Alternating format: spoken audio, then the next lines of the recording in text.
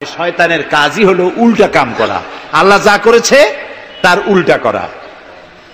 আল্লাহ তাআলা বললেন উসজুদু লিআদামা, আদমরে বানায়া সবাইকে বললেন আদমরে সেজদা দাও।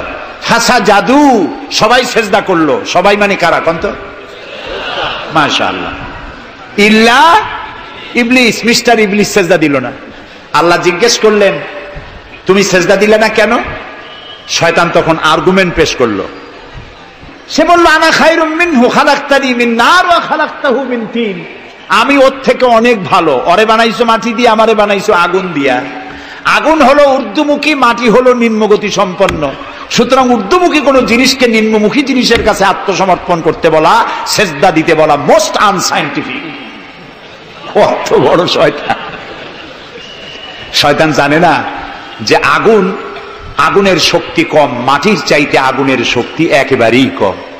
সব থেকে শক্তি বেশি মাটির।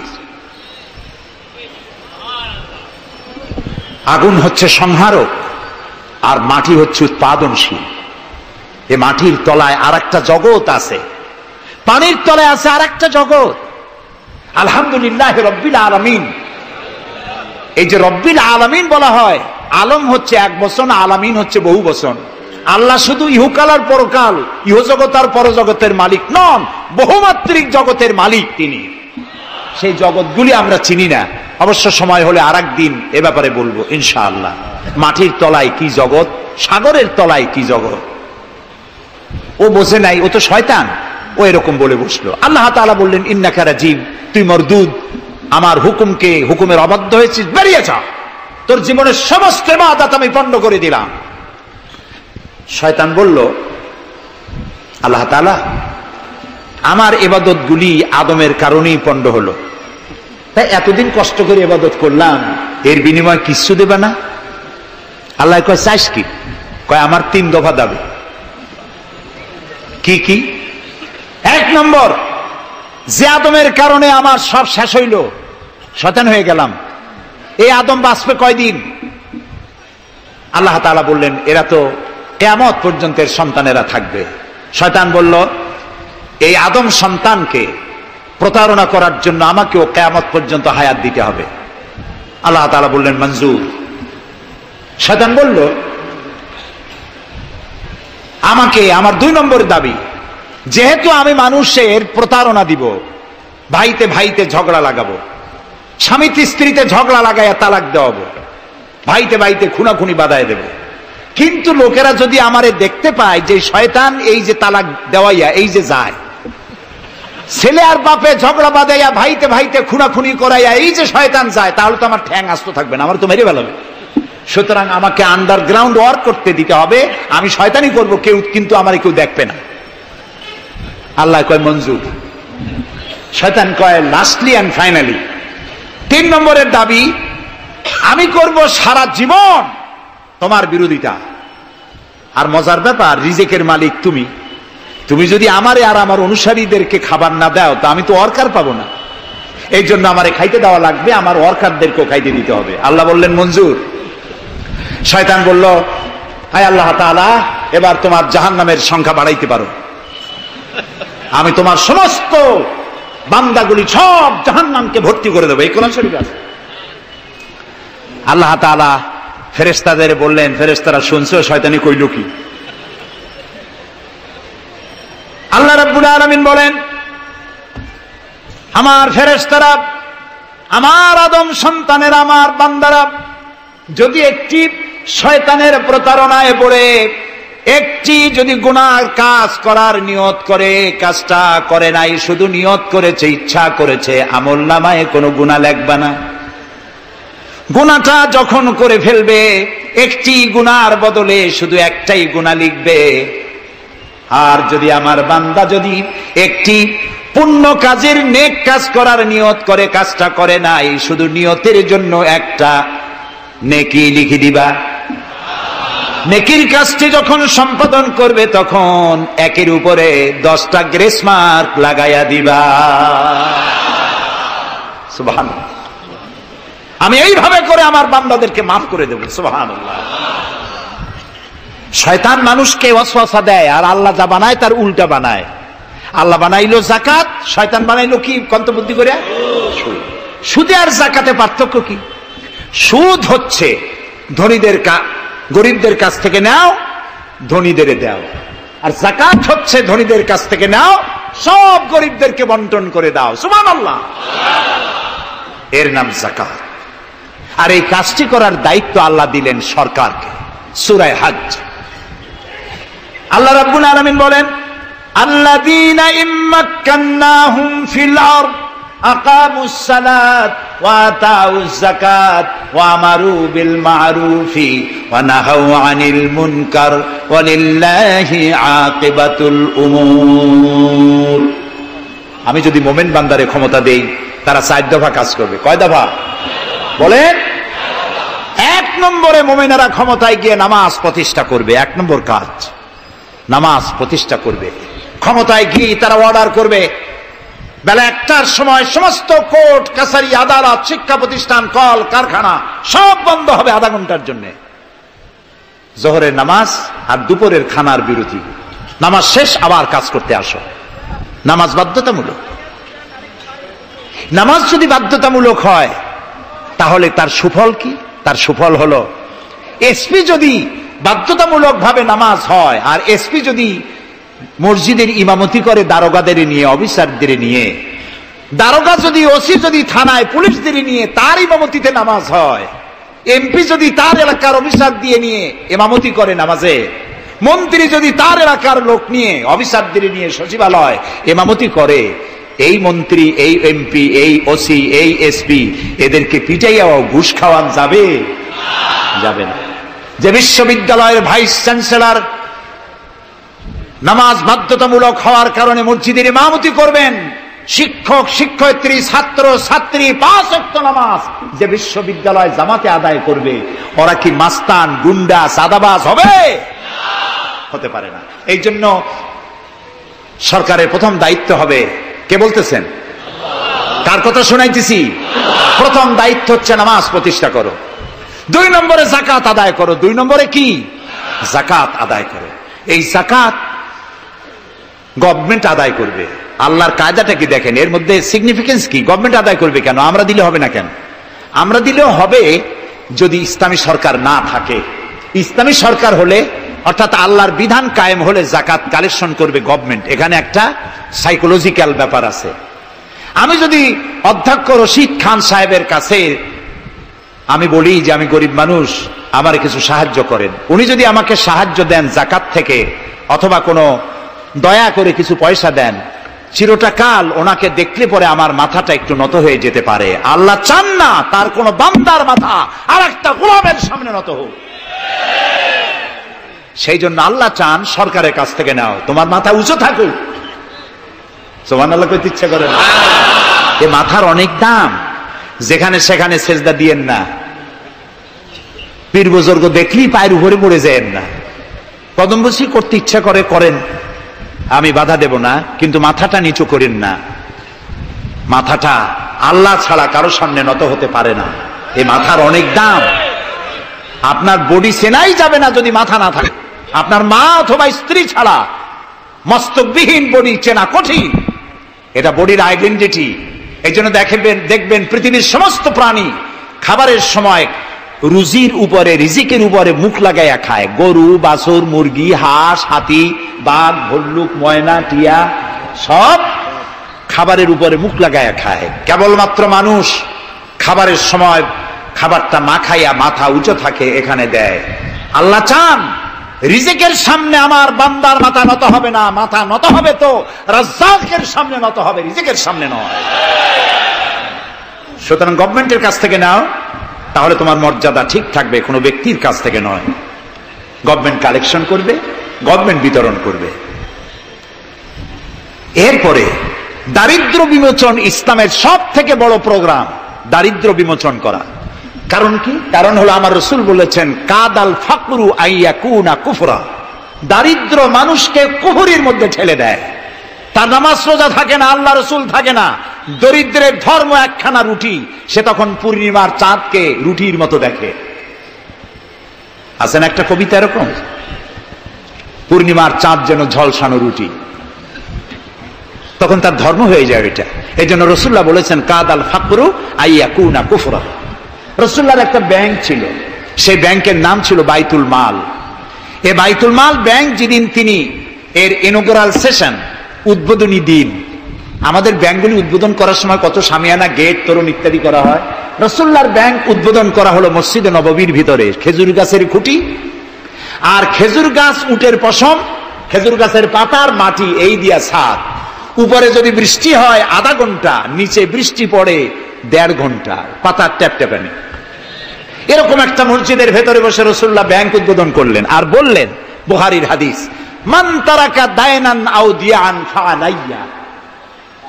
আমার রাষ্ট্রের ভিতরে কোন মানুষ যদি ঋণগ্রস্ত অবস্থায় মারা যায় আর তার ঋণ পরিশোধের অর্থ যদি না থাকে, তাহলে তার ঋণ পরিশোধের দায়িত্ব আর তার বিবি বাল বাচ্চা প্রতিপালনের দায়িত্ব আমি মুহাম্মদ আমার কাঁধের উপরে নিয়ে নিলাম। দারিদ্র বিমোচনের জন্য নবী করিম সাল্লাল্লাহু আলাইহি ওয়াসাল্লাম মানুষকে কাজ দিয়েছেন, ভিক্ষা কম দিয়েছেন। কেউ চাইলে, রসুলের আদত মুবারক ছিল, কেউ কিছু চাইলে পকেটে হাত দিতেন, থাকলে দিতেন। জীবনে একদিনের জন্য কাউকে না বলেন নাই। বলেছেন কিছু নাই, বলতেন আজকে দিতে পারলাম না, তুমি আবার এসো, দেব না, এরকম কথা জীবনে একবারও বলেন নাই। সুবহানাল্লাহ। শুধু দিয়েছেন, কিছু নেন নাই। আল্লাহ, সারা জীবন মানুষের কষ্ট বুকের উপরে ধারণ করেছেন, কাউকে কষ্ট দেননি। ক্ষুধার্ত মানুষের দুয়ারে দুয়ারে গেছেন, নিজে ক্ষুধায় কষ্ট করেছেন।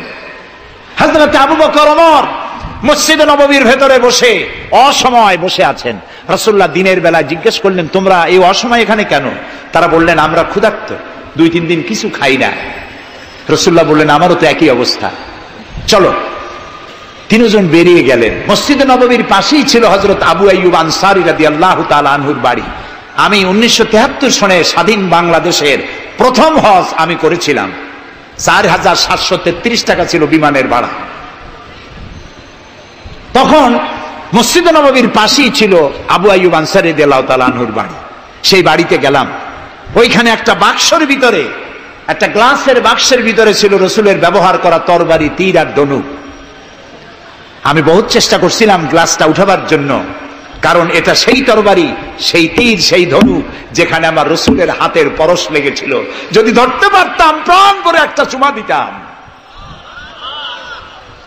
এই বাড়িতে গিয়ে রাসূলুল্লাহ উপস্থিত হলেন। আবু আইয়ুব আনসারী, 3 জন মেহমান, এর থেকে শ্রেষ্ঠ মেহমান আছে? স্ত্রীকে বললেন, তাড়াতাড়ি একটা ছাগল জবাও করো, রুটি বানাও। তিনি চলে গেলেন বাগানে, বাগান থেকে কিছু খোরমা আনলেন। হাদিস শোনাচ্ছি, গল্প নয়। কিছু খোরমা এনে রসুলের সামনে রাখলেন। রাসূলুল্লাহ বললেন, এর মধ্যে কাঁচা পাকা, আধা পাকা 3 পদের খাজুর, আমি কোনটা খাবো? হযরত আবু আইয়ুব বলেন, 3 প্রকারের খেজুরে আপনি হাত দিবেন, কারণ আপনার হাত যে প্রকারের খেজুরের গায়ে লাগবে আমার বাগানে আল্লাহ রাব্বুল আলামিন সেই খেজুরে বরকত দিয়া দিবেন। কিছুক্ষণ পরে রান্না হয়ে গেল। রসুলের সামনে গোশত আসলো, রুটি আসলো।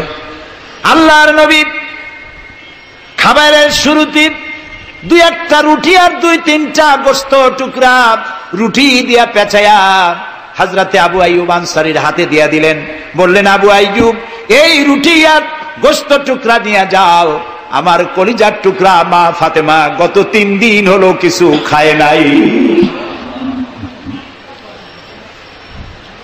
দুনিয়ার মানুষের খাবার পৌঁছায়ছেন, নিজে না খেয়ে থেকেছেন।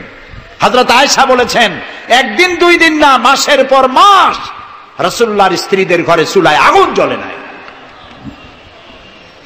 হযরত ওমর রাদিয়াল্লাহু তাআলা আনহু রাসূলুল্লাহর ঘরে প্রবেশ করেছেন। এখনো ঘরটা আছে মসজিদে নববীর কোনায়, ছোট্ট ঘরটা, বিশ্বনবীর ঘর। তিনি ঘরের মধ্যে প্রবেশ করে দেখেন রাসূলুল্লাহ শুয়ে আছেন। তারপরে হযরত আবু বকর সালাম করলেন, রাসূলুল্লাহ উঠে বসলেন। হযরতে ওমর রাদিয়াল্লাহু তাআলা আনহু বাচ্চা শিশুর মতো ডুকরে কেঁদে উঠলেন। নবীজি জিজ্ঞেস করলেন, ওমর কাঁদো কেন? হযরত ওমর বলছেন, ইয়া রাসূলুল্লাহ, আমি বিশ্বনবীর ঘর দেখতেছি, ছোট্ট একটি ঘর, এক কোনায় পানি শূন্য সরাহি কাত হয়ে পড়ে আছে, এক পাশে একটা গ্লাস। আর আপনি যে বিছানায় শোয়া, চাদর নাই, বালিশ নাই, দড়ি দিয়া বুনানো খাটিয়ার উপরে শুয়েছিলেন, হাতের তলায়, মাথার তলায় হাত দিয়ে আপনার জান্নাতি শরীর মোবারকের পিঠের উপরে দড়ির দাগ আমি সহ্য করতে পারছি না ইয়া রাসূলুল্লাহ। কাফেরেরা পৃথিবীতে এত শান্তি করলো, আর আল্লাহ রাসূলের গায়ে দড়ির দাগ। আপনি আমাকে অনুমতি দেন, আমি একটা তোশক আপনাকে বানায় এনে দেই। রাসূলুল্লাহ বললেন, ওমর, আমি যদি হুকুম করি, এই যে ওহদ পাহাড়টা আমার জন্য সোনায় পরিণত হয়ে যাবে। আমি পৃথিবীতে শান্তি করতে আসি নাই, এসেছি মানবতার মুক্তির জন্য, কল্যাণের জন্য। নবী করিম সাল্লাল্লাহু আলাইহি ওয়াসাল্লাম এই যাকাতের বিধান কায়েম করলেন। মানুষের দুয়ারে দুয়ারে খাবার পৌঁছে গেল, বৃদ্ধরা ভাতা পেল, বয়স্করা ভাতা পেল, বেকারেরা তাদের কাজের সংস্থান পেয়ে গেল। অবস্থা এমন হলো, হযরত ওমর ইবনে আব্দুল আজিজ রাহমাতুল্লাহ আলাইহির সময় যাকাত কে নেবে, যাকাত কে নেবে চিল্লানো হতো, ঢোল বাজানো হতো। একজন লোক পাওয়া যেত না যে যাকাত আমার দরকার। ইতিহাস লিখছে, ওই সময় একজন লোক তার সাদকার টাকা নিয়ে ঘুরতেছে যে যাকাত কাকে দিবে। 3 দিন হলো যাকাত নেওয়ার মতো একটা লোক পেল না। অবশেষে ক্লান্ত হয়ে মরুদ্যানের মধ্যে বসে আছে। কিছু সময় পর দেখলো যে একটা লোক, ধুলায় ধূসরিত চেহারা, তিনি এসেছেন, হাতে একটা বড় টোপলা। এই লোকটি বলল, পথিক, আসসালামু আলাইকুম, আমি 3 দিন ঘুরলাম এই দেশে, একটা মানুষ পেল না যাকে আমি সাদকার টাকা, যাকাতের টাকা দিতে পারি। আপনাকে মনে হচ্ছে গরিব মানুষ, জামা কাপড় ময়লা, আপনি আমার এই টাকাগুলি নিয়ে আমাকে উদ্ধার করুন। লোকটি বলছে, তোমার মাথা ঠিক আছে কিনা আমি জানি না, তুমি কি মনে করছো যে আমার এই বস্তার মধ্যে ছেঁড়া খাতা? তোমার ওই টোপলায় যত টাকা, ওর থেকে অনেক বেশি টাকা আমার এই বস্তার ভিতরে। আমি 1 সপ্তাহ ঘুরতেছি, একটা গরিব মানুষ পাই নাই এই দেশে। এটি হলো যাকাতের কল্যাণময়তা, যাকাত ভিত্তিক অর্থ ব্যবস্থার কল্যাণময়তা। যারাই যাকাত দেয় না, অর্থকে সঞ্চিত করে, সোনা এবং রূপাকে সঞ্চয় করে, তাদের সম্পর্কে আল্লাহ কি বলছেন? والذين يكنزون الذهب والفضة ولا ينفقونها في سبيل الله فبشرهم بعذاب أليم। যারা নাকি রৌপ্য এবং স্বর্ণ সঞ্চয় করে, আমার রাস্তা খরচ করে না, মানে গরিবদের দেয় না, সঞ্চিত করে রাখে, তাদের জন্য কঠিন পীড়াদায়ক শাস্তির সুসংবাদ দাও। প্রশ্ন উঠতে পারে, শাস্তির কি সুসংবাদ হয়? শাস্তির কি হয়? আল্লাহ সুসংবাদ বললেন কেন? এটা বোঝাবার জন্য ছোট্ট একটি দৃষ্টান্ত যথেষ্ট। মা যদি ছেলেকে কন্ট্রোল করতে না পারে, দারুণ দুষ্ট, মা তখন বলে, দাঁড়া, তোর বাপ আসুক, আমি তারে নালিশ করবো, এমন পিটটি দেবে তখন মজা টের পাবি। পিটাইলে কি মজা লাগে? তাহলে মজা বললো কেন? শাস্তির তীব্রতা বোঝাবার জন্য মজা শব্দ ব্যবহার করা হয়। এটা কোরআনে কারীমের বাগধারা। আল্লাহ তাআলা বলছেন, তীব্র শাস্তির সুসংবাদ দাও। স্বর্ণ আর রৌপ্য জমা করে রেখেছো, যাকাত দাওনি। বহু মহিলার অসংখ্য সোনা রূপা আছে, যাকাত দেন না। কবে কালে ভদ্র একটা বিয়ে আসবে, সেই বিবাহে সজ্জিত হয়ে যাবেন, সারা বছরে যাকাত দিলেন না, এতগুলি সোনা আটকায় রাখলেন কেন? আল্লাহ চান না টাকা পয়সা পুঞ্জীভূত হয়ে থাকুক। কোরআন শুধু নামাজ রোজা নয়, দেখুন না আল্লাহ কি বলছেন। আল্লাহ বলছেন, কায়লা ইয়াকুনা দুলাতাম বাইনাল আগনিয়াই মিনকুম। আল্লাহ বলছেন, তোমাদের কিছু সংখ্যক ধনীদের মধ্যে তোমাদের সম্পদগুলি পুঞ্জীভূত হয়ে যাক, এটা আমি চাই না। এটা যাকাত, ফিতরা, সাদকা এককালীন দানের মাধ্যমে গোটা জাতির মধ্যে পৌঁছে যাক, তাহলে মানুষের উপকার হবে। সুতরাং 7.5 তোলা নিচ পর্যন্ত যাকাত আপনার না দিলে চলবে। যখন 7.5 তোলা হবে তখনই যাকাত শুরু হবে। যত বেশি হয় গোড়া থেকে শুরু করে সবটা দিতে হবে। 52 তোলা রূপা হলে যাকাত দিতে হবে। এই জাকাতের টাকা না দিয়ে যারা জমা করে রাখেন, শাস্তিটা কি হবে শোনেন। আল্লাহ শাস্তির ধরনও বলছেন, ইয়াউমা ইউহমা আলাইহা ফি নারি জাহান্নাম ফাতুকওয়া বিহা জিবাহুম ওয়া জুনুবুহুম ওয়া যুহুরুহুম হাযা মা কানাজতুম লিআনফুসিকুম তাকনিজুন। এমন একদিন আসবে যখন এই স্বর্ণ আর রৌপ্যকে জাহান্নামের আগুন দিয়ে জ্বালায়া সিল বানানো হবে, আর এই সিলগুলি তোমার কপালে, তোমার পার্শ্ব দেশে, তোমার পৃষ্ঠ দেশে সিল মারা হবে জাহান্নামের আগুন দিয়ে, আর বলা হবে হাযা মা কানাজতুম লিআনফুসিকুম, এই হলো তোমার সেই সব সঞ্চিত সম্পদ যা তুমি সঞ্চয় করে রেখেছিল, আল্লাহর রাস্তায় খরচ করো নাই। রাসূলের কাছে প্রশ্ন হয়েছে, ওয়ায়াসআলুনাকা মাযা ইউনফিকুন, হে রাসূল আপনাকে প্রশ্ন করা হয় যে কি খরচ করব। আল্লাহ তাআলা বলছেন কুলিল আফওয়া, বলুন প্রয়োজনের অতিরিক্ত জিনিস আল্লাহর রাস্তায় খরচ করে দাও। আমরা প্রয়োজনের অতিরিক্তটা ব্যাংকে জমা রাখি, আল্লাহ বলেন খরচ করো, যত খরচ করবে আল্লাহ তত বাড়াই দিবেন। দেখেন না আল্লাহ বাড়ায় কেমনে। আল্লাহরে বিশ্বাস করেন যে আল্লাহ যে বাড়াইতে পারেন, এটাকে বিশ্বাস করেন? এটি তো ইমানের প্রশ্ন, কেউ যদি জবাব দিতে ব্যর্থ হন তাহলে তো কুলক্ষণ। আল্লাহ কি সম্পদ কমানো আর বাড়ানোর মালিক কে? ইয়ামহাকুহুল্লাহুর রিবা ওয়া ইউরবিস সাদাকাত, আল্লাহ তাআলা বলছেন আমি সুদকে ধ্বংস করি আর সাদকাকে বৃদ্ধি করি। হালালে বরকত হয়, হারামে বরকত হয় না। আজ গোটা পৃথিবীতে, শুধু বাংলাদেশে নয়, গোটা বিশ্বে ওয়ার্ল্ড ব্যাংকের দৃষ্টিতে ইসলামী ব্যাংক পৃথিবীতে সব থেকে সবল ব্যাংক। তাও আলহামদুলিল্লাহ কব না। কেন? কারণ হালালে বরকত হয়, হারামে বরকত হবে না। আচ্ছা, কুত্তায় বাচ্চা দেয় কয়টা কম তো? ওর তো ফ্যামিলি প্ল্যানিং নাই, জনমের মতো হয়। এই কুত্তাগুলি যদি সব বাঁচত তাহলে বরিশাল দিয়ে হাঁটতে পারতেন? কুত্তার জ্বালায় হাঁটতেই পারতেন না। গরুতে, গাভীতে বাছুর দেয় কয়টা বছরে? একটা, মাত্র একটি। আর মুসলমানেরা গরু যা জন্মের খাওয়া খায়, তারপরেও কুত্তা বেশি না গরু বেশি? এই কারণে যেহেতু গরু হালাল তাই গরুতে বরকত, কুত্তা হারাম তাই বরকত নাই। ইসলামী ব্যাংক শুধু ব্যাংকিং সেক্টরেই কাজ করে না, জাতির কল্যাণমূলক বহু সংখ্যক কাজ তারা করে থাকে। ইসলামী ব্যাংক হাসপাতাল, ইসলামী ব্যাংক ব্যাংকের জন্য কলেজ, ইসলামী ব্যাংক দিয়ে যখন ডিজাস্টার হয়, দুর্ভিক্ষ হয়, যখন বন্যা হয়, জলোচ্ছ্বাস হয়, লক্ষ কোটি কোটি টাকা তারা দুহাতে বিতরণ করে। হ্যাঁ, অনেক প্রকল্প আছে। মেধাবী ছাত্র, গরিব ছাত্রদেরকে স্টাইপেন্ড দেয়, বিধবা নারীদেরকে কি বলে ওকে সেলাই করে, সেলাই মেশিন দেয়। যাকাত, আরেকটু বলি, আপনারা বিরক্ত হন না তো? যাকাত আমরা কি করি? বছরে একদিন শাড়ি আর লুঙ্গি কিনে প্রদর্শন করি, এক্সিবিশন।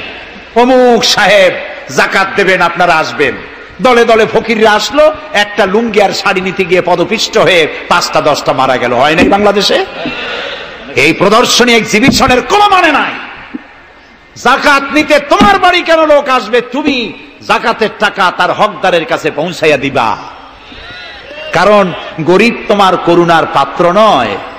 অফি আমওয়ালিহিম হাক্কুল লিসাইলি ওয়াল মাহরুম, আল্লাহ তাআলা বলছেন তোমার সম্পদের ভিতরে গরিবদের অধিকার আছে। গরিব তোমার করুণার পাত্র নয়। যাকাত দিয়ে আসো তার বাড়ি যায়। তবে শাড়ি আর লুঙ্গি দেওয়া কোনো অর্থবহ কাজ নয়। কি দিবেন? রাসূলুল্লাহর কাছ থেকে শিখুন।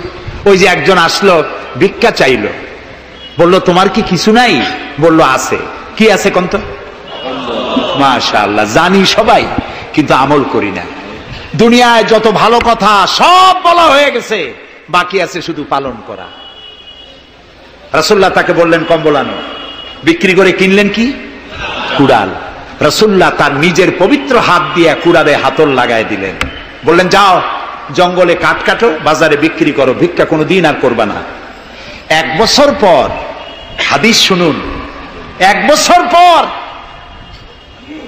ওই ভিক্ষুক এসে বলছেন আসসালামু আলাইকা ইয়া রাসূলুল্লাহ। হুজুর, আপনি আমাকে চিনেছেন? আমি সেই ভিক্ষুক যে ভিক্ষা নিতে এসেছিলাম, আপনি আমাকে ভিক্ষা না দিয়ে কুড়াল দিয়েছিলেন, কুড়াল দিয়া কাট কাটিয়া বাজারে বিক্রি করে আমার কাছে এখন জাকাত দেওয়ার মতো অর্থ জমা হয়ে গেছে। এটার নাম ইসলাম। শুধু নামাজ রোজা জিকির আজগারের জন্য শুধু নয়, নামাজ রোজা জিকির আজগার তো করব, কিন্তু আমার মানুষকে দারিদ্র বিমোচন করতে হবে। সুতরাং জাকাতের টাকা দিয়ে একটা শিক্ষিত বেকার যুবককে একটা কম্পিউটার কিনে দেন, একটা বিধবা মহিলাকে একটা সেলাই মেশিন কিনে দেন, তার সতীত্ব সে বাঁচাতে পারবে। ক্ষুধার জ্বালায় মানুষ যখন অসহনীয় পর্যায়ে চলে যায়, তখন সে দেহ ব্যবসার মতো নিকৃষ্ট পর্যায়েও চলে যায়। এজন্য ধনীরা দায়ী হবে আল্লাহর কাছে। কচু গাছ কাটতে কাটতেই মানুষ খুন করে। একটা এতিম বাচ্চা ক্ষুধার জ্বালায় ঘুরতেছে, ওই বাচ্চাটি আপনি তাকে একটু আদর করেন, ওরে আপনি একটা চীনাবাদামের বাক্স কিনে দেন 50 টাকা 100 টাকা দিয়া, কিছু চীনাবাদামের পুঁজি দেন, একটা পানের খিলি বানাইয়া বিক্রি করার পুঁজি দেন, কয়েকটা বুট পলিশের কালি আর ব্রাশ কিনে দেন, সে রাস্তায় বসে জুতা পালিশ করবে, ছেলেটি পকেট মারা থেকে চুরি করা থেকে বেঁচে যাবে, সমাজ সংস্কার হবে, সমাজ অপরাধ মুক্ত হবে, সমাজ থেকে দারিদ্র বিমোচন হবে। আলহামদুলিল্লাহ বলেন। আপনি কি জানেন এই যে গাছগুলি লাগালে পরে কত সওয়াব হয়, এবং দারিদ্র বিমোচনের জন্য গাছের কি বিশাল ভূমিকা। রাসূলুল্লাহ বলেছেন হাদিস, তোমার কাছে যদি এমন খবর আসে যে কিয়ামত হচ্ছে, আর তখন যদি তোমার কাছে কোনো গাছের চারা থাকে, কিয়ামত হচ্ছে, গাছের চারাটি কিয়ামত আসার পূর্বেই গাছের চারাটি লাগিয়ে যাও, কিয়ামতের দিন সাদকায়ে জারিয়ার সওয়াব পেয়ে যাবে। একটি গাছ যদি কেউ লাগায়, ওই গাছে যত পাখি বসবে, ফল হবে, মানুষে খাবে, আশ্রয় নেবে মানুষেরা, কিয়ামত পর্যন্ত সাদকায়ে জারিয়ার সওয়াব মানুষ কবরে বসে বসে পেতে থাকবে। সব জায়গায় সওয়াব আর সওয়াব জানি না, খালি মনে করি ইল্লাল্লাহ ইল্লাল্লাহ বলতে পারলেই সওয়াব। আর খালি ইল্লাল্লাহ বলবেন বা কেন? যারা এই ধরনের জিকির করেন, আমার মনে দারুণ প্রশ্ন, জবাব খুঁজে পাই নাই। আল্লাহর কলেমাকে খণ্ডিত করে জিকির করার পারমিশন কোন হাদিস দিয়েছে? কে দিয়েছে এই পারমিশন? লা ইলাহা ইল্লাল্লাহ, এটা হলো পূর্ণাঙ্গ কালেমা, কমপ্লিট হচ্ছে মুহাম্মদুর রাসূলুল্লাহ। আফজালুজ যিকর লা ইলাহা ইল্লাল্লাহ। কতক্ষণ লা ইলাহা ইল্লাল্লাহ, কতক্ষণ ইল্লাল্লাহ ইল্লাল্লাহ ইল্লাল্লাহ। এর অর্থ কি? আল্লাহ ছাড়া, আল্লাহ ছাড়া, আল্লাহ ছাড়া। আল্লাহ ছাড়া কি? কমন সেন্সের শুধু কমন বাদ দিয়া শুধু সেন্স যদি থাকে, কোন মুসলমানের এমন জিকির করা উচিত নয়। তবে common sense is very uncommon. দুর্ভাগ্য জাতি। প্রিয় ভাই সব, দারিদ্র বিমোচনের জন্য আল্লাহ তাআলা এসব ব্যবস্থা করে রেখেছেন। কাজ করে খাও, আয় থেকে দায় শোধ করো। আপনার পুকুর কেটে চতুর্দিকে পুকুরের কান্দায় পেঁপে গাছ লাগান, কলা গাছ লাগান, হাঁস পালেন, হাঁসগুলি পানিতে সাঁতার কাটবে, ভেতরে মাছ থাকবে, হাঁসের পায়খানা খেয়ে মাছ বড় হবে, হাঁস বড় হয়ে ডিম দেবে, এই ডিম বিক্রি করবেন, মুরগি বিক্রি করবেন, পেঁপে বিক্রি করবেন, কলা বিক্রি করবেন। মানুষের কাছে হাত পাতার চাইতে নিকৃষ্ট কাজ আর নাই। রাসূলুল্লাহ বলেছেন, আল্লাহর কাছে এই রকমের হাতের চাইতে এই রকমের হাতের মর্যাদা বেশি। এইটার নাম কি? সাওয়া। বলেন, এইটার নাম কি? এইটার নাম আল্লাহর কাছে এইটার কোনো দাম নাই, কোনো দাম নাই। আল্লাহর কাছে দাম এইটা। এই জন্য যারা শ্রমিকদের সম্পর্কে আমার রাসূল বলেছেন, আল কাসিব হাবিবুল্লাহ, যারা সহজে উপার্জন করে খায় ওরা আল্লাহর বন্ধু। আপনারা শ্রমিক না, সেই জন্য সুবহানাল্লাহ কইতে পারলেন না। আলহামদুলিল্লাহ বলে রাসূলুল্লাহর হাদিস শোনাচ্ছি, আমি গাজী কালু চম্পাবতীর পুঁথি শোনাচ্ছি না। আল কাসিব হাবিবুল্লাহ, যে ব্যক্তি সহজে উপার্জন করে খায় সে আল্লাহর বন্ধু। এখন যদি কোন রিকশাওয়ালা, কুলি মজুর, ঠেলাওয়ালা যদি মনে করে আল্লাহর বন্ধু যখন হইছি নামাজ রোজা দিয়ে আর করবো কি, এটি কিন্তু ঠিক নয়। আল্লাহর বন্ধু হওয়ার জন্য নামাজ রোজা অত্যন্ত জরুরি। আর আপনি যে কষ্ট করে খাচ্ছেন, আপনার পয়সা হালাল। যে ব্যক্তি রিকশা চালায়, 2.5 মনে বস্তা মাথায় করে স্টিমারে উঠায়, ওর চাইতে হালাল পয়সা কারো নাই। মাথার ঘাম পায়ে ফেলে উপার্জন করছে। আপনি জানেন না যে দালানে যারা আছে খুব শান্তিতে নাই, বাইরের থেকে দেখে ভেতরের অবস্থাটা বোঝা যায় না। গুলশান, বনানী, আভিজাত্যপূর্ণ এলাকার বিশাল বিশাল বাড়ি দেখে আপনার চোখ ধাঁধা লেগে যেতে পারে, খুব শান্তির নিলয়। না, শান্তি নাই। বাড়ির মালিক, বহু টাকার মালিক, রাত্রির বেলায় ঘুম হয় না, কোন ফাঁক দিয়া জানলার পাশ দিয়ে গুলিয়ে এসে বুক ঝাঁঝরা করে দেয়, ঘুম নাই। জনমের মতো অসুখ হইছে, প্রত্যেক দিন সোনার চাউল দিয়ে ভাত খাইতে পারে, কিন্তু ডাক্তার তার রুজি কন্ট্রোল করে দিয়েছে। পাঙ্গাসের পেটি, খাসির চর্বি খাইতে পারবেন না, ভাত কম খাবেন। সকালবেলায় ডিমের পুষ, দুপুর বেলায় এক স্লাইস টুস, সন্ধ্যাবেলায় ফলের জুস, খাওয়া শেষ। বউ তো কথা শোনে না, হাজারো কাজ করে ঘরমুক্ত হয়ে স্বামী ফিরেছে, বিবি সাহেবা বেগম সাহেবা এখন ধরে হাতে ভ্যানিটি ব্যাগ নিয়ে স্বামীর সামনে থেকে হন হন করে যাচ্ছে। স্বামী বেচারা কষ্ট করে জিজ্ঞেস করছে, তুমি কই যাও? বলছে, আই এম ভেরি বিজি। ছেলে হয়েছে কয়টা? সব গুন্ডা, মাস্তান, মাথায় এত বড় চুল, হাতে এত বড় নখ। মেয়েগুলি বয়ফ্রেন্ড নিয়ে কোথায় চলে গেছে? বেটা বাড়ির কাজের লোক, কাজের মেয়েদের হাতের দেওয়া খানা খাইলো, আদর পাইল না, যত্ন পাইল না, সম্মান পাইল না, খাইয়ে নিজে নিজে শুয়ে আছে, এতগুলা ঘুমের ট্যাবলেট খাইছে, ঘুমও আসে না। কিন্তু তুমি মেয়া রিক্সাওয়ালা, ঠেলাওয়ালা, কুলি মজুর, সারাদিন কাজ করে পোলার চাউল কিনতে পারো নাই, মোটা চাউল কিনেছো, খেসারির ডাল কিনেছো, একটু কিনে বাড়িতে বউ রান্না করেছে। আমি এই চোখে দেখা কথা বলি, আল্লাহ তাআলা এই বয়সে কম দেখান নাই। কমলাপুর রেল স্টেশনের বস্তি দেখেছি, অনেক বস্তি এলাকায় গিয়েছি। স্বামী বসে খাচ্ছে, ঘরমাক্ত রিক্সা চালায় আসছে, 2.5 মণে বস্তা টানে আনছে, স্ত্রী খাবার তুলে দিচ্ছে, আরেকটু খাও, খুব কষ্ট করেছো, আরেকটু খাও। ওর ঘরে ফ্যান নাই, কাপড়ের আঁচল দিয়ে স্বামীর কপাল মুছে দিচ্ছে, আরেকটু খাও, এত কষ্ট করো তুমি। ওর ঘরে ফোমের বিছানা নাই, চটের মতো শক্ত বিছানা, বালিশ নাই, ইটের মতো শক্ত, কাপড়ের একটু কভার দাও। এরকম একটা বালিশের উপরে সারাদিনের শ্রান্তি আর ক্লান্তি নিয়ে আর ঘুমায় গেছে, কোন ওষুধ খাওয়া লাগে নাই। এমন ঘুম আসছে, ওর নাকের গর্জনে ট্রাকের ইঞ্জিন ফেল। শান্তি কি বড় লোক হলে হয়? শান্তি দেওয়ার মালিক আল্লাহ। শান্তি দেওয়ার মালিক কে? আল্লাহ তাআলা। এই জন্যে এই শান্তি আসবে যদি সঠিকভাবে, সুষ্ঠুভাবে আল্লাহ পাকের দেওয়া এই বিধানগুলি আমরা যদি সমাজে কায়েম করতে পারি, তাহলে এটি সম্ভব। আমার দেশে এখন যদি যাকাতের টাকা কালেকশন করা হয়, তাহলে আমরা একটা হিসাব করেছি, আমি একটা ব্যাংকের সাথে জড়িত আছি, আপনারা জানেন বোধহয়, ইসলামী ব্যাংক। এর জন্ম লগ্ন থেকে আমি আছি এর সাথে। সেই হিসেবে আমরা একটা জরিপ চালাইছি, বাংলাদেশে যদি এখন যাকাত যদি গভর্নমেন্ট কালেকশন করে, তাহলে একেবারে কম করে হলেও 6,000 কোটি টাকা যাকাত কালেকশন হতে পারে। 6,000 কোটি।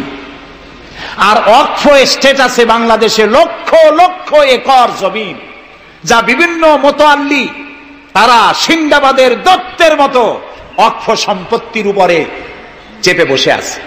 এই ওয়াকফ সম্পত্তি যদি উদ্ধার করা যায়, আর যাকাত আর ওশরের টাকা যদি গভর্নমেন্ট কালেকশন করতে পারে, বাংলাদেশের দারিদ্র বিমোচনের জন্য পৃথিবীর কারো কাছ থেকে একটি টাকাও নেওয়ার দরকার নাই। এই যে 6,000 কোটি টাকার শূন্যতা, ভেকুয়াম সৃষ্টি হলো বাংলাদেশে, এই শূন্যতা পূরণের জন্য এগিয়ে এলো এনজিওরা, এবং তারা সুদের বাণিজ্য শুরু করলো।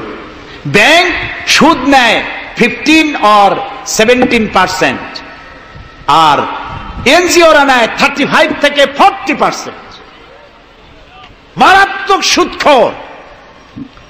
সমাজে কাবলিওয়ালাদের মতো সুদ চালু করে দিয়েছে। প্রিয় ভাই সব, বাংলাদেশ এটি সম্পদশালী দেশ। যারা বলে, আমি পার্লামেন্টে একবার বক্তৃতায় বলেছিলাম যে যারা বলে বাংলাদেশ গরিব, আমি তাদের সাথে একমত হতে পারি না। আমার দেশ সম্পদশালী দেশ, আলহামদুলিল্লাহ বলে।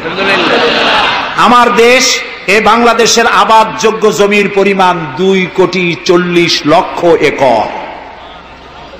আলহামদুলিল্লাহ বলবেন না? এখানে বনজ সম্পদ আছে 32,53,860 কিলোমিটার বর্গমিটার নিয়ে, বর্গমাইল জুড়ে। এখানে আল্লাহর হিকমতটা দেখেন। সুন্দরবন আমাদের থেকে দূরে না কাছে? বরিশাল, বরগুনা, বাগেরহাট, সাতক্ষীরা এই এলাকায় সুন্দরবন কে বানাইছে? কোন গভর্নমেন্ট বানিয়েছে?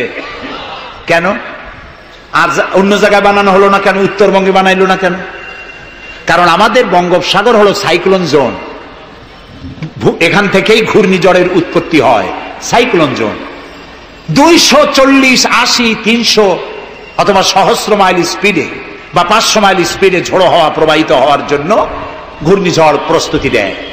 আবহাওয়া বার্তা দিয়ে তা শোনানো হয়। উপকূলীয় এলাকায় যদি আল্লাহ তাআলা সুন্দরবন তৈরি না করতেন, তাহলে সমুদ্রের ঘূর্ণিঝড়ের প্রথম ধাক্কায় কুয়াকাটা, পটুয়াখালী, বরগুনা, সাতক্ষীরা, পিরোজপুর, বাগেরহাট, বরিশাল প্রথম ধাক্কায় উড়ে চলে যেত। আল্লাহ তাআলা কি দয়া, সুন্দরবন বানাই দিয়ে প্রোটেক্টেড করেছেন। তাও আমরা সুবহানাল্লাহ বলবো না? এই সুন্দরবন রক্ষার জন্য গভর্নমেন্ট পাহারাদার লাগিয়েছে, কিন্তু পাহারাদারেরা নিজেরাই রক্ষকরা হইছে ভক্ষক, জন্মের খাওয়া খাইতেছে। আল্লাহ দেখলেন যে এরা তো এই ধরনের মানুষ খুব বেকায়দা, সেই জন্য আল্লাহ তাআলা নিজেও কিছু পাহারার ব্যবস্থা করলেন। সেই পাহারাদার কে? Royal Bengal tiger. যদি সামনে পড়েন 10 কোটি টাকা ঘুষ দেবেন, এ কথা শুনলেও আপনারে ছাড়বে না। যাতে বংশানুক্রমে পৃথিবীর মানুষ, দেশের মানুষ এগুলি ভোগ দখল করতে পারে, আল্লাহ সেই জন্য পাহারাদার রেখে দিয়েছেন। সুবহানাল্লাহ। আমার দেশে রয়েছে পানি সম্পদ। বাংলাদেশে ছোট বড় 250টি নদ নদী আছে, যেগুলির দৈর্ঘ্য 3,200 বর্গ মাইল। আছে পানি সম্পদ, আছে পশু সম্পদ, আছে মৎস্য সম্পদ, সর্বোপরি আছে এই বাংলাদেশের 14 কোটি মানুষের 28 কোটি হাত। এই হাতগুলি যদি ভিক্ষুকের হাত না হয়ে কর্মীর হাত হয়ে যায়, তাহলে আমাদের দেশ গরিব থাকতে পারে না। আমার দেশের সম্পদের অভাব নাই, যথেষ্ট সম্পদ আছে, শুধুমাত্র ইকুয়াল ডিস্ট্রিবিউশন নাই। সৎ এবং যোগ্য নেতৃত্বের অভাবে এই চরম দুরবস্থার সৃষ্টি হয়েছে। আরো হয়েছে রাজনৈতিক প্রতিহিংসার কারণে। তা না হলে আমরা পৃথিবীর মধ্যে দাঁড়ায় যেতাম। যুদ্ধ বিধ্বস্ত জাপান কোথার থেকে কোথায় গেল? উত্তর কোরিয়া আমেরিকাকে চ্যালেঞ্জ করছে। থাইল্যান্ড যারা নারী ব্যবসা করে জীবন বাঁচাইতো, সেই থাইল্যান্ড এখন, আমি মেলবোর্ন ইউনিভার্সিটিতে আমার প্রোগ্রাম ছিল, যাওয়ার সময় ব্যাংকক হয়ে গেলাম। একটি হোটেলে আমার থাকার জায়গা ছিল। 30 কিলোমিটার লম্বা ফ্লাইওভার ব্যাংককে। বিল্ডিংগুলি দেখতে হলে এরকম তাকালে মাথা টুপি পড়ে যায়, এত উঁচু উঁচু বিল্ডিং। সিঙ্গাপুর কোত্থেকে কোথায় গেল, আমরা যে তিমিরে ছিলাম সেই তিমিরেই রয়ে গেল। আমাদের বুঝতে হবে, আমার ইসলাম দারিদ্র্যের বিকাশের জন্য আসে নাই, দারিদ্র বিমোচনের জন্য এসেছে। সুন্দর একটি সমাজ বিনির্মাণের জন্য ইসলাম এসেছে, এবং তা গণতান্ত্রিক প্রক্রিয়ার মধ্য দিয়ে। নবী করিম সাল্লাল্লাহু আলাইহি সাল্লাম যদি বলতেন ইন্তেকালের সময় যে আমার মেয়ে নেতৃত্ব দিবে, আমার নাতি নেতৃত্ব দিবে, বলেন কার বাবার হিম্মত ছিল এটার প্রতিবাদ করার? তিনি কি তা করেছেন? না। ইন্তেকালের সময় জিজ্ঞাসিত হয়ে তিনি বললেন, আমার পরে তোমাদের মধ্যে যিনি বেশি যোগ্য, খোদাভীরু, আল্লাহকে ভয় করে, তেমন লোককে তোমরা নেতা নির্বাচিত করো। আবু বকর রাদিয়াল্লাহু তাআলা তাই বলেছেন, ওমর, ওসমান, আলী তাই বলেছেন। সুবহানাল্লাহ বলেন। ওয়া আমরুহুম শুরা বাইনাহুম, এটি হলো গণতন্ত্র। তোমরা তোমাদের পরামর্শ ভিত্তিতে তোমাদের রাষ্ট্র সমাজ পরিচালনা করো। সুবহানাল্লাহ বলেন। কে বলে কোরআন শুধুমাত্র একটি ধর্মগ্রন্থ, বেদ আর বাইবেলের মতো? নিশ্চয়ই নয়। কোরআন একটি পূর্ণাঙ্গ জীবন বিধান, যা মানুষের জীবনের কথা বলে। এ মাসটার নাম কি? আরবি। আরবি মাসের নাম কি? মুহররম। এটি সেই মাস যে মাসে খেলাফতকে প্রতিষ্ঠার জন্য রাসূলের কলিজার টুকরা নয়নের পুতুল ইমাম হোসেন কারবালার ময়দানে শাহাদাত বরণ করেছিলেন, রাজতন্ত্রের বিরোধিতা করেছিলেন। হযরত ইমাম হোসেন তিনি দেখতে পেলেন 680 খ্রিস্টাব্দে সিরিয়ার দামেস্কে এজিদ ক্ষমতা দখল করলো অগণতান্ত্রিক পদ্ধতিতে। এবং সরকারি মালের কোনো হিসাব নাই, অডিট নাই। স্বৈরাচারী কায়দায় তিনি ক্ষমতা দখল করে মদিনার আহলে বায়াত যারা মদিনার নেতৃবৃন্দকে তার আনুগত্য করার জন্য বাধ্য করলো। ইমাম হোসাইন যে মায়ের পেটে এসেছেন, যে পিতার পেটে জন্মে এসেছেন, যে নানার কোলে বড় হয়েছেন, তিনি কি এই দৃশ্য চোখে দেখতে পারেন? তিনি বললেন আমি কুফায় যাব। কুফার লোকেরা দাওয়াত দিল, তিনি কুফায় রওনা করবেন। মদিনার লোকেরা হাতে পায়ে ধরলো, কুফায় আপনি যাবেন না। তিনি বললেন আমি কোন ক্রমে এজিদের বশ্যতা স্বীকার করব না, আমি এর বিরোধিতা করবই। মাত্র 72 জন লোক নিয়ে তিনি কুফার দিকে অগ্রসর হলেন। এই 72 জনের মধ্যে 40 জন পুরুষ আর 32 জন নারী আর শিশু। তিনি যখন কারবালার প্রান্তরে পৌঁছে গেছেন, ইবনে জিয়াদ কুফার গভর্নর, তিনি বাধা দিলেন, বললেন আমার দরবারে হোসাইনকে হাজির করো। ইমাম হোসাইন বললেন যে ব্যক্তি আল্লাহর আখিরাতকে অস্বীকার করেছে, রাসূলকে অস্বীকার করেছে, আমি তার সামনে জীবন থাকতে যাব না। রাতারাতি ইয়াজিদ 6000 সৈন্য পাঠিয়ে দিল। ইমাম হোসাইনের সাথে লোক কত? মাত্র 72। 6000 লোক কি যুদ্ধ করা লাগে 72-এর সাথে? শুধু যদি মার্চ করে পায়ের তলায় পিছে 72 জন শেষ হয়ে যাবে। হযরত ইমাম হোসাইন রাতের বেলায় সঙ্গীদের বললেন, ও আমার সাথীরা, ইয়াজিদ আমার শির চায়, আমাকে চায়, আমার সঙ্গে থেকে তোমরা তোমাদের জীবনকে বিপন্ন করো না, তোমরা সবাই ফিরে চলে যাও মদিনায়। সাথীরা বললেন, ইমাম আজকে যদি আপনাকে ছেড়ে জীবনের মায়া নিয়ে মদিনায় ফিরে যাই, আর আপনার যদি শাহাদাত নসিব হয়, তাহলে কিয়ামতের দিন আল্লাহর নবীর সামনে আমরা কি জবাব দেব? আমরা আমাদের জীবন দিয়ে আপনাকে পাহারা দেব। সকালবেলায় যুদ্ধ শুরু হয়ে গেল। জোহরের নামাজ আসতে না আসতে 40 জন পুরুষ শাহাদাত বরণ করলেন। এখন একজন পুরুষ বেঁচে আছেন, ইমাম হোসাইন। তাঁবুর ভিতরে স্ত্রী এবং অন্যান্য মহিলাদের কাছ থেকে বিদায় নিতে এসেছেন। তোমাদেরকে আল্লাহর হাওয়ালা করলাম, আমি যুদ্ধে চলে যাচ্ছি। আমার চোখের সামনে আমার নানাজির দান্দান মোবারক শহীদ হওয়া ইসলাম, সাহাবীদের রক্ত দেওয়া, জীবন দেওয়া ইসলাম, খেলাফত মিটে যাবে পৃথিবী থেকে, রাজতন্ত্র প্রতিষ্ঠা হবে, আমার জীবন থাকতে আমি তা হতে দেব না। স্ত্রী এগিয়ে এলেন, বললেন, হোসাইন জিহাদের ময়দানে থেকে আমি আপনাকে বিরত থাকতে বলবো না, তবে একটি দাবি আছে। এই যে ছোট্ট দুগ্ধপোষ্য শিশু, গত কয়েকদিন হলো ঘরে খাবার নাই, পানি নাই, আমার বুকে দুধও নাই, এই ছোট্ট বাচ্চাটিকে একটু পানির ব্যবস্থা করুন। ইমাম হোসাইন কলিজার টুকরা সন্তানকে 2 হাতে উঁচু করে এজিদি সৈন্যদের সামনে এসেছেন। এজিদি সৈন্যরা, আমার হাতের দিকে তাকাও, এটি রসুলের আওলাদ, আমার কলিজার টুকরা সন্তান। ফোরাতের অফুরন্ত পানি প্রবাহিত হচ্ছে, একটু ফোরাতের কুলটা ছেড়ে দাও, ওর একটু পানি পান করাই। আমার সাথে তোমাদের শত্রুতা থাকতে পারে, এই নিষ্পাপ বাচ্চার সাথে তো কোনো শত্রুতা থাকার কথা নয়। তার এই আবেগপূর্ণ কথা এজিদি সৈন্যদের কলিজায় স্পর্শ করলো না। তারা বিষাক্ত তীর নিক্ষেপ করলো। ইমাম হোসাইনের উঁচু করে ধরা বাচ্চার বুকের ভিতর থেকে বিষাক্ত তীর প্রবেশ করে বেরিয়ে গেল অপর প্রান্ত থেকে, রক্ত ফিনকি দিয়ে বেরিয়ে এলো। ইমাম হোসাইন 2 হাতে আজলা ভরে সেই রক্ত চেহারায় মাখতে লাগলেন আর বললেন, কলিজার টুকরা সন্তান, সালেহ আলাইহিস সালামের উটনির রক্তের চাইতে তোমার রক্ত পবিত্র। হযরত সালেহ আলাইহিস সালামের চাইতে রাসূলুল্লাহর মর্যাদা অনেক বেশি, তুমি তার আওলাদ। বাচ্চাকে কোলে করে নিয়ে স্ত্রীর কাছে গিয়ে বললেন, স্ত্রী এই নাও তোমার বাচ্চা, ঠান্ডা হয়ে গেছে, এমন পানি পান করেছে কিয়ামত পর্যন্ত পানি পানি বলে তোমারে আর বিরক্ত করবে না।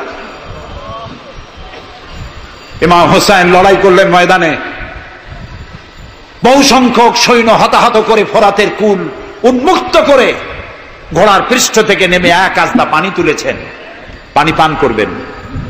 মুখের কাছে যখন আকণ্ঠ তৃষ্ণার্ত পিপাসার্ত হোসাইন মুখের কাছে পানি নিয়েছেন, হঠাৎ ভেসে উঠল মনের পর্দায়, একটু আগে আমার কলিজার টুকরা সন্তান এই পানির অভাবে চলে গেল। 40 জন মানুষ বিদায় হলো, এক ফোঁটা পানি দিতে পারলাম না, এই পানি আমি কেমনে খাই? হাতের থেকে পানি পড়ে গেল। অশ্বের পৃষ্ঠে আরোহণ করলেন, চতুর্দিক থেকে তীর আর তরবারি আসতে লাগলো। ইমাম হোসাইন বললেন, থামো, একটু থামো, তোমরা কাকে তীরবিদ্ধ করছো? আমি কি তোমাদের রসুল মুহাম্মদ সাল্লাল্লাহু আলাইহি ওয়াসাল্লামের নাতি নই? আমি কি তোমাদের রসুলের কলিজার টুকরা মা ফাতেমার নয়নের মণি নই? কেমন করে আমার গায়ে তোমরা তীর মারো? উম্মে সালমা, আমাদের মা উম্মে সালমা রাদিয়াল্লাহু তাআলা আনহা, সকাল বেলায় 11ই মুহররম সকাল বেলায় তিনি ঘরে বসে কাঁদতেছেন। কয়েকজন প্রতিবেশী মহিলা এসে বলছেন, মা আপনি কাঁদেন কেন? তিনি বলছেন, আজকে রাত্রে আমি স্বপ্নে দেখেছি রাসূলুল্লাহ আমার বাড়ি এসেছেন। আমি দেখতে পেলাম আল্লাহ রসুলের চোখ দিয়ে পানি পড়ছে, দাড়ি মোবারক ধুলা মাখা, মুখ কানা বলি। আমি জিজ্ঞেস করলাম, ইয়া রাসূলুল্লাহ আপনি কাঁদেন কেন? মুখখানা মলিন কেন? দাড়ি মোবারকে ধুলাবালি কেন? রাসূলুল্লাহ বললেন, উম্মে সালমা তুমি জানো না আমি এইমাত্র কারবালা থেকে এসেছি। আমি দেখে এলাম আমার কলিজার টুকরা হুসাইনের শির মোবারক তার দেহ থেকে বিচ্ছিন্ন করে ঘোড়ার পদতলি, ঘোড়া দিয়ে পদদলিত করা হয়েছে তার দেহ মোবারক। ইসলাম এত সহজে আসে না, অনেক রক্ত পাড়ি দিয়ে এসেছে ইসলাম।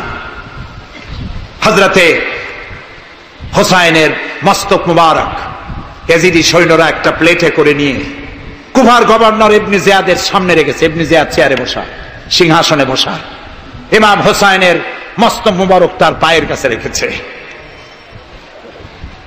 কলঙ্কিত ইতিহাস, কি করে আমি শুনাই আপনাদেরকে? ইবনে জিয়াদ চেয়ারে বসে পায়ের কাছে রাখা ইমাম হোসাইনের ঠোঁটের উপরে লাঠি দিয়ে নাড়তেছে। হযরত যায়েদ রাদিয়াল্লাহু তাআলা আনহু 80 বছর বয়স, তিনি বলছেন, ইবনে জিয়াদ এতক্ষণ যা করেছো মুখ বুজে সহ্য করেছি, কিন্তু এখন যেটা তুমি করতেছো পায়ের কাছে কার ব্যথা? তুমি যে ঠোঁটের উপরে লাঠি দিয়ে নাড়তেছো, আমি যায়েদ আমি দেখেছি রাসূলুল্লাহ 1000 বার এই মুখের উপরে চুমা খেয়েছেন। তোমার বেয়াদবি বন্ধ করো। প্রিয় ভাই সব, রাজতন্ত্র নয়, পরামর্শ ভিত্তিক সমাজ ব্যবস্থা প্রতিষ্ঠার জন্য আল্লাহ তাআলা ইসলাম দিয়েছেন, দ্বীন দিয়েছেন। সেই জীবন ব্যবস্থা ইসলাম আজকে এই পৃথিবীতে মুসলমানদেরকে সন্ত্রাসী জাত হিসেবে চিহ্নিত করার জন্য, উগ্র জাতি হিসেবে, সহিংস জাতি হিসেবে, অগণতান্ত্রিক জাতি হিসেবে প্রমাণিত করার জন্য পাশ্চাত্য শক্তি তারা নবী করিম সাল্লাল্লাহু আলাইহি ওয়াসাল্লামের ব্যঙ্গচিত্র এঁকে দুনিয়ায় ছড়িয়ে দিয়েছে। আজকে জুমার খুতবায় আমি কসাই মসজিদে বলেছিলাম, রাসূলুল্লাহর মাথার উপরে বোমা আকৃতির পাগড়ি বেঁধেছে, পাশে 2টা অর্ধনগ্ন মেয়ে লোক রেখেছে। নাউজুবিল্লাহ। তোদের মতো অসভ্য আছে পৃথিবীতে? ডেনমার্ক, আমেরিকা, ইউরোপ, তোমরাও কি মানুষের মতো কাজ করেছ? বিশ্ব নবী পৃথিবীতে সব দিয়েছেন, কিছু নেন নাই। তাকে অপমান করার অর্থ হচ্ছে মানব সভ্যতাকে অপমান করা। রাসূলকে অপমান করার ক্ষমতা কারো নাই। তার সম্মান পাহাড় সমান নয়, তার সম্মান আকাশ সমান নয়। রাসূলের সম্মান আল্লাহর আরশ পর্যন্ত। আল্লাহ তার আরশে আজিমে কাউকে দাওয়াত দেন নাই, বিশ্ব নবীকে দাওয়াত দিয়েছিলেন। আমি আমার বরিশালবাসীদের বলবো, মুসলমানদেরকে ধৈর্য ধারণ করতে হবে, আরো সংযমী হতে হবে। আমরা প্রতিবাদ করব, অবশ্যই প্রতিবাদ করব, কিন্তু জ্বালাও পোড়াওতে আমরা যাব না। আমরা কারো পতাকা পোড়ানো, কারো অফিসে ভাঙচুর করা, এটা আমাদের কাজ না। আমরা গড়ার জন্য এসেছি, আমরা ভাঙ্গার জন্য আসি নাই। কেউ অসভ্য হলে আমরা অসভ্য হতে পারি না। ওরা অসভ্য, ওরা বর্বর, ওদের জীবনে ভালোবাসা নাই, তাই ওরা প্রতি বছর একটা দিন ভালোবাসা দিবস পালন করে। আমার জীবনে ভালোবাসার অভাব নাই। ইসলাম সর্বশ্রেষ্ঠ জীবন ব্যবস্থা। এই কল্যাণময় জীবন ব্যবস্থা প্রতিষ্ঠার জন্য এগিয়ে আসতে হবে মুসলমানদেরকে, সকলকে, হিন্দুদেরকেও। হিন্দু, বৌদ্ধ, খ্রিস্টানদের বলি, আমার প্রিয় ভাইয়েরা, আপনাদের মধ্যে আমাদের মধ্যে পার্থক্য খুবই কম। হিন্দুরা বলেন এক ব্রহ্মা, দ্বিতীয় নাস্তি, আমরা বলি লা ইলাহা ইল্লাল্লাহ, কথা প্রায় কাছাকাছি। আপনারা পুনর্জন্মে বিশ্বাসী, আমরা পুনরুত্থানে বিশ্বাসী। আমরা খুব ভালো আছি, এই দেশটা খুব ভালো দেশ, পূজা আর রোজা একসাথে হয়, আমরা অনেক আরামে আছি। এদেশে সাম্প্রদায়িক সম্প্রীতি নাই বলে যারা বিদেশে বদনাম ছড়ায়, তাদের হেদায়েতের জন্য আমরা আল্লাহর কাছে দোয়া করি, আল্লাহ তাদের হেদায়েত করো। ক্ষমতা হারায় মানুষ এত পাগল হয় যে দেশের বিরুদ্ধে কথা বলে, মায়ের বিরুদ্ধে কথা বলে, রাষ্ট্রের বিরুদ্ধে কথা বলে। আল্লাহ এদের হেদায়েত নসিব করে দিন। প্রিয় ভাই সব, আমার হিন্দু ভাইয়েরা, অমুসলিম ভাইরা যারা আসছেন, আমি তাদেরকে বলবো, এই কোরআন শুধু মুসলমানদের জন্য নয়। আপনার ইসলাম কবুল করা লাগবে না। আমি ইউরোপ, আমেরিকা, অস্ট্রেলিয়া, আফ্রিকায় যখন অমুসলিমদের মধ্যে বক্তৃতা করি, তখন বলি আপনাদের মুসলমান হওয়া লাগবে না, যে ধর্মে আছে সে ধর্মে থেকেই যদি কোরআন বর্ণিত আইন যদি মানেন, আপনি শান্তি পাবেন, দুনিয়ায় শান্তি পাবেন, আখিরাতে পরকালেও শান্তি পাবেন কিনা আল্লাহ ভালো জানেন, তবে দুনিয়ার শান্তি তো পাবেনই। কোরআনের আইন সকলের জন্য প্রযোজ্য। প্রিয় ভাই সব, আমি এখন মুনাজাতের দিকে আগাবো। ইসলামের ব্যাখ্যা দিচ্ছিলাম, ইন্নাদ দীনা ইনদাল্লাহিল ইসলাম, ইসলামের চাইতে কল্যাণময় জীবন ব্যবস্থা পৃথিবীতে আর নাই। বলেন সুবহানাল্লাহ। আমি মুনাজাতের দিকে যাচ্ছি, আর মুনাজাতের আদব হলো বসা। এই রাস্তা জুড়ে যত মানুষ দাঁড়ানো আছেন, সব মানুষ বসুন। গতকাল বলেছিলাম, মুনাজাতের কথা শুনে দুই একজন হাঁটে, এটি কিন্তু বেয়াদবির পর্যায়ে পড়ে। আদবের খেলা। মানুষের হাতে যেমন ক্যামেরা থাকে, ফেরেশতার হাতে ক্যামেরা আছে না? তা আপনি মুনাজাতের কথা শুনে যদি হাঁটেন, আপনি তো বেয়াদবের খাতায় নাম লেখালেন। এমন হতভাগ্য কারো হওয়া উচিত না। মুনাজাত হয় কার কাছে? সেই আল্লাহরে ভয় করেন, জায়গায় বসেন এবং মুনাজাতে শরীক হন। মুসলমানদের বড় দুর্দিন যাচ্ছে, এত বড় দুর্দিন। আমি ছোট্ট মানুষ, আমার জ্ঞান সীমিত, আমার ইলেম কালাম সীমিত, আমার দৃষ্টিভঙ্গি সীমিত। এই সীমিত দৃষ্টিভঙ্গি দিয়ে, আমার পড়াশোনা অবজারভেশনের মধ্য দিয়ে আমি যেটা বুঝতে পারি, বর্তমান পৃথিবীতে মুসলমানেরা যে বিরাট ষড়যন্ত্র আর বিপদের মুখোমুখি হয়েছে, পৃথিবীতে কোনো কালে এত ষড়যন্ত্র, এত বহুমুখী ষড়যন্ত্র আর কোনোদিন হয়েছে বলে আমার জানা নেই। এই ষড়যন্ত্র থেকে বাঁচার জন্য দোয়া করতে হবে কার কাছে? কার কাছে? তিনিই পারবেন আমাদেরকে কল্যাণ দিতে। এই জন্যে মা বোনেরা যারা এসেছেন, মা বোনদেরকে বলবো, আপনাদেরকে ইসলাম সর্বাধিক সুযোগ দিয়েছে, আপনাদের অধিকার দিয়েছে। লেখাপড়া করতে পারবেন, চাকরি করতে পারবেন, রাজনীতি করতে পারবেন, আপনারা সমাজনীতি করতে পারবেন, আপনারা যুদ্ধেও যেতে পারবেন, সব পারবেন। তবে আপনার শালীনতা, আপনার সম্ভ্রম, আপনার সতীত্ব, আপনার পর্দা আপনাকে বজায় রাখতে হবে। এ কাজটুকুনের মধ্য দিয়ে নারীর অধিকার প্রতিষ্ঠিত হবে। সেজন্য আমি মা বোনদেরকে বলবো, আসুন ইসলামকে জানি, ইসলামকে বুঝি, ইসলামের সাথে নিজেদেরকে সম্পৃক্ত করি। এটি শুধুমাত্র নামাজ, রোজা, হজ, যাকাতের ধর্ম নয়। নামাজ, রোজা, হজ, যাকাত সহ অর্থনীতি, সমাজনীতি, রাষ্ট্রনীতি সবকিছুর সমন্বয় একটা জীবনের স্কিম, একটি পরিকল্পনা যা দিয়েছেন আল্লাহ তাআলা। সুবহানাল্লাহ। আর ওই কথার প্রতিবাদ করি যারা আল্লাহর আইন প্রতিষ্ঠার নামে বোমা হামলা করে, সন্ত্রাসী তৎপরতা চালায়। এরা জিহাদকে অবমাননা করেছে। জিহাদ আর যুদ্ধ এক কথা নয়, জিহাদ আর কিতাল এক কথা নয়, হোলি ওয়ার এবং জিহাদ এক কথা নয়। সুতরাং আল্লাহর আইন প্রতিষ্ঠার নামে যারা সন্ত্রাসী তৎপরতা চালায়, তারা একটি জঘন্য কাজ করছে। যারা বোমা মারে আল্লাহর আইন প্রতিষ্ঠার জন্য, তারা মানুষ নয়, তারা মানুষ নামের কলঙ্ক, তারা নরপশু। বলুন তো তারা কি? তারা জানোয়ার। হরকতুল জিহাদ, তারপরে জামাতুল মুজাহিদিন, জুমরাতুল মাসাকিন, আবার আর একটা নতুন সংগঠন বেরোচ্ছে নাকি শুনলাম, তার নাম করেছে তারা আল জঙ্গিতুল জংলা। এরা কোন জঙ্গল থেকে বাইর হবে আল্লাহই জানে। আপনারা যদি এদের ধরতে পারেন, এদেরকে থানায় সোপর্দ করবেন। আপনি যদি জানতে পারেন, আপনার ছেলের রুম আপনার পরিদর্শন করা উচিত। আপনার ছেলের পড়ার রুমের টেবিলের ড্রয়ারে কি আছে, বালিশের তলে কি আছে, বেডের নিচে কি আছে, সেসব বইপত্র আপনার দেখা উচিত। অর্ধ পড়ুয়া, লেখাপড়া জানে না, মা বাপ থেকে বিচ্ছিন্ন করে এইসব ছেলেপেলেদেরকে ওরা ট্রেনিং দেয়। একটা বিচারপতি মারতে পারলেই ভেসতে যাবা তাড়াতাড়ি। একটা আইনজীবী মারতে পারলে বেহেশতে যাবা, বোমা মারো বেহেশতে যাও, বলেন নাউজুবিল্লাহ। আমাদের দেশে ইসলাম এসেছে বড় বড় আলেম আর বড় বড় আল্লাহর ওলিদের মাধ্যমে ইসলাম এসেছে। তারা কি বোমাবাজি করেছেন? তারা কি সন্ত্রাসী তৎপরতা করেছেন? না। ওই জায়গায় দেখেন হযরত খানজাহান আলী রহমতুল্লাহ আলাইহির কবর আছে না? কোথায়? বাগেরহাটে। খালি কুমির দেখেন না, ইতিহাস দেখেন। তিনি এসে মানুষের খাবার পানি ছিল না, বড় বড় দিঘি কেটেছেন। এই ছিল তাদের কাজ। দিঘি কেটেছেন, পুকুর করেছেন, রাস্তা করেছেন, মসজিদ করেছেন। হযরত শাহজালাল রহমতুল্লাহ আলাইহি গৌর গোবিন্দের বিরুদ্ধে যুদ্ধ করা লাগে নাই, শুধু আযান দিয়েছেন আর তাদের মূর্তিগুলির কম্পন শুরু হলো। গৌর গোবিন্দ দৌড়াইয়া পলাইয়াও কুল পায় নাই, বিনা যুদ্ধেই দখল হয়ে গেছে সিলেট। সুবহানাল্লাহ। তারা প্রতিবাদ মুখর ছিলেন। হযরতে মুজাদ্দেদ আল ফিসানি রহমতুল্লাহ আলাইহি সম্রাট আকবরের বিরুদ্ধে প্রতিবাদ করেছেন, জেল খেটেছেন, সমাজ সংস্কার করেছেন। এ ছিল অলিউল্লাহদের কাজ। আমাদের দেশে শর্ষিনার পীর, ফুরফুরার পীর, জৌনপুরের পীর, চরমোনাইর মরহুম পীর হযরত মাওলানা ইসহাক সাহেব রহমতুল্লাহ আলাইহি পীরের মতো পীর ছিলেন। আমি ছাত্র জীবনে তার অনেক ওয়াজ শুনেছি। কান্দা মানুষ পাগল হয়ে যেত। গাছের তার তলারটা দুটো খাওয়ার অভ্যাস ছিল না।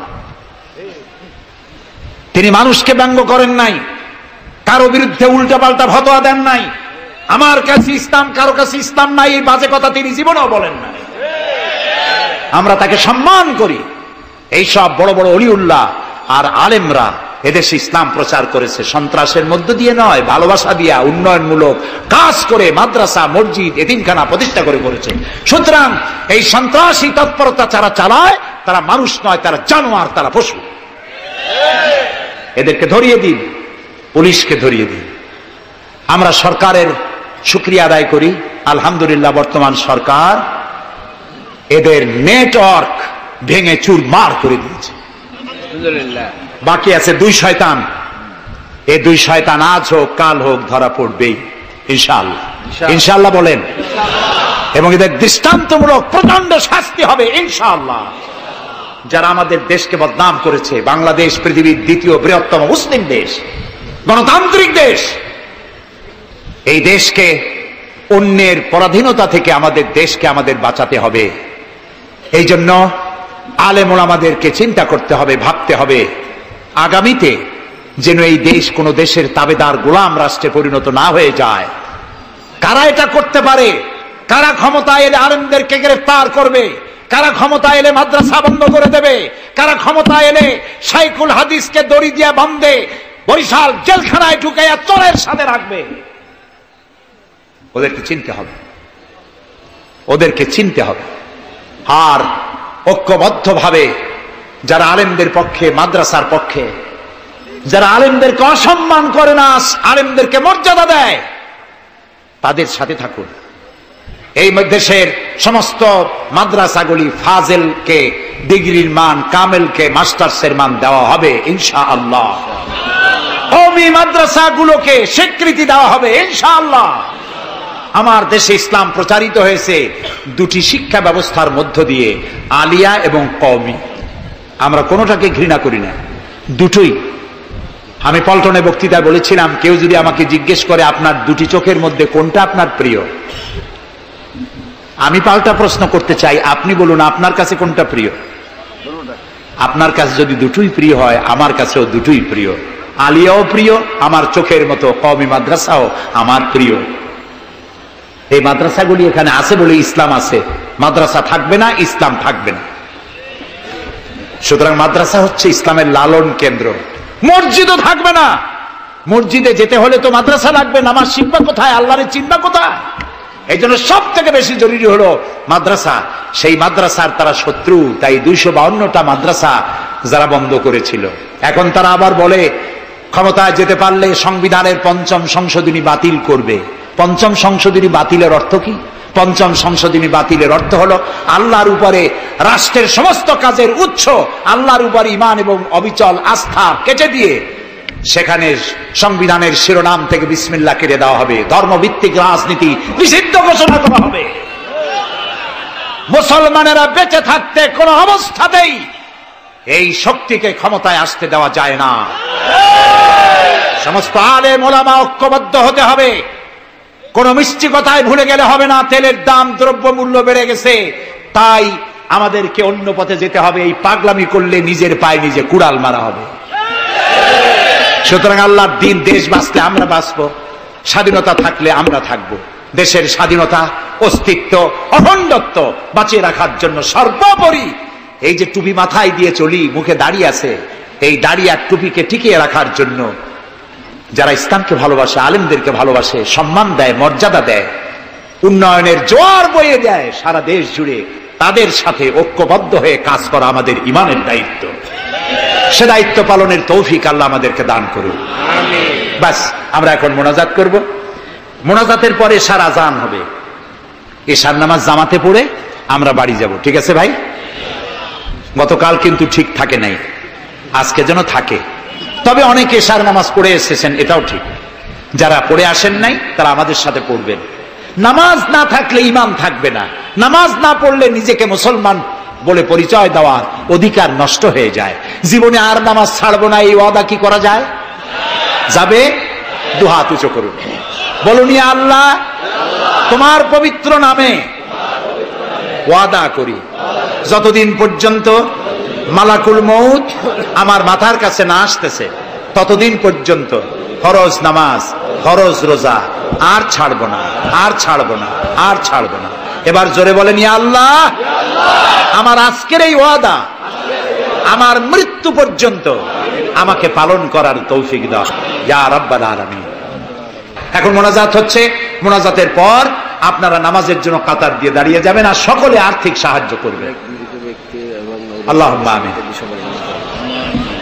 রব্বানা যালামনা আনফুসানা ওয়া ইন লাম তাগফির লানা ওয়া তারহামনা লানাকুনান্না মিনাল খাসিরিন। রব্বানা যালামনা আনফুসানা ওয়া ইন লাম তাগফির লানা ওয়া তারহামনা লানাকুনান্না মিনাল খাসিরিন। হে আল্লাহ তাআলা, হাজার হাজার মুসলমান নরনারী দীর্ঘক্ষণ ধরে তোমার কোরআন শুনেছি, হাদিস শুনেছি, আর শেষ পর্যায়ে এসে ভিক্ষুকের মতো, কাঙ্গালের মতো গুনার বোঝা মাথায় নিয়ে তোমার দরবারে হাত তুলেছি। দয়া করে মেহেরবানি করে আমাদের জিন্দেগীর সমস্ত গুনাহ খাতাকে মাফ করে দাও। আমাদের মধ্য থেকে আমাদের মা বাপ দুনিয়া থেকে যারা বিদায় হয়ে গেছে, আয় আল্লাহ রব্বুল আলামিন, মা বাপের কবরগুলিকে জান্নাতের টুকরা বানায়া দাও। রব্বির হামহুমা কামা রব্বায়ানি সগীরা। সবাই পড়েন, রব্বির হামহুমা কামা রব্বায়ানি সগীরা। আয় আল্লাহ রব্বুল আলামিন, জনম দুঃখিনী গর্ভধারিণী মা, যিনি না খেয়ে আমাদের মুখে, ক্রন্দন মুখে চুমা দিয়া, শত চুমা দিয়া হাসি ফুটাইছেন, না খেয়ে আমাদেরকে খাওয়াইছেন, আমরা না ঘুমানো পর্যন্ত ঘুমান নাই, এত কষ্ট করেছেন যেই মা, আল্লাহ কবরটাকে বেহেশত বানাইয়া দাও। বাপজান এত কষ্ট করলেন, বাড়ি ঘর বানাইয়া দিয়া খালি হাতে বিদায় হয়ে গেছেন, কোন হালতে আসি জানি না, আল্লাহ আব্বার কবরটাকে বেহেশত বানাইয়া দাও। আমাদের মা বাপ যাদের বৃদ্ধ হয়ে গেছেন, রব্বুল আলামিন বিছানায় পড়ায়া পরনির্ভর করে মারবা না। আল্লাহ তাআলা স্বনির্ভর থাকাকালীন নিজে নিজে টয়লেটে যেতে পারেন, নিজের খাবার নিজে খেতে পারেন, দাঁড়াইয়া নামাজ পড়তে পারেন, নিজের কাপড় নিজে পরতে পারেন। এই অবস্থায়, সুস্থ অবস্থায় ঈমানের সাথে উঠাইয়া নিয়েও বিছানায় ভালাইয়া রাইগো না। রব্বুল আলামিন, সারা জীবন আমরা গুনাহ করেছি, এত গুনাহ করেছি, তোমার আকাশের দিকে তাকাইয়া কথা বলতে লজ্জা করে, শরমে মাথা নিচু হয়ে যায়। আল্লাহ, যত গুনাহ করছি, নাফরমানি করেছি, আর তুমি শুধু মেহেরবানি করেছো। তুমি যদি আমাদের গোপন গুনাহগুলি জাহির করে দিতে, যৌবনকালের গুনাহ, জীবনের গুনাহ যদি সমাজের লোকেরা জানতো, স্ত্রী পুত্ররা জানতো, সম্মান দিত না। আল্লাহ তাআলা কিয়ামতের দিন লক্ষ কোটি মানুষের সামনে আমাদের গোপন গুনাহগুলি জাহির করে দিয়ে আমাদেরকে শরম দিও না। আয় আল্লাহ তাআলা, তোমার নবী বলেছেন 3000 বছর ধরে তুমি জাহান্নামের আগুন উত্তপ্ত করেছো। আল্লাহ তাআলা চৈত্র মাসের দ্বিপ্রহরের রোদ সহ্য হয় না, আল্লাহ তাআলা জাহান্নামের আগুন আমরা সইতে পারবো না। জাহান্নামের আগুন আমাদের জন্য আল্লাহ তুমি হারাম বানায়া দাও। আল্লাহুম্মা আজিরনা মিনান নার। সবাই পড়েন আল্লাহুম্মা আজিরনা মিনান নার, আল্লাহুম্মা আজিরনা মিনান নার। আয় আল্লাহ তাআলা, তামাম পৃথিবীতে মুসলমানেরা আজ বড় বিপদে। মুসলমানদের কেউ দেখার নাই। ইরাকের আল গরিব কয়েদখানার ভিতরে মুসলমানদেরকে উলঙ্গ করে তাদের মুখের উপরে কাফেররা পেশাব করেছে। গুয়ান্তানামো কারাগারের ভিতরে মুসলমানদের বান্দা তাদের সামনে কোরআন শরীফের উপরে পেশাব করেছে। রাসূলুল্লাহর মাথায় বোমা উঠাইয়া দিয়েছে। নগ্ন নারী তার পাশে বসে ছবি উঠাইছে। বাবু, আমাদের কলজা চলে যায় বাবু। আল্লাহ নর পশুদের হেদায়েত দাও।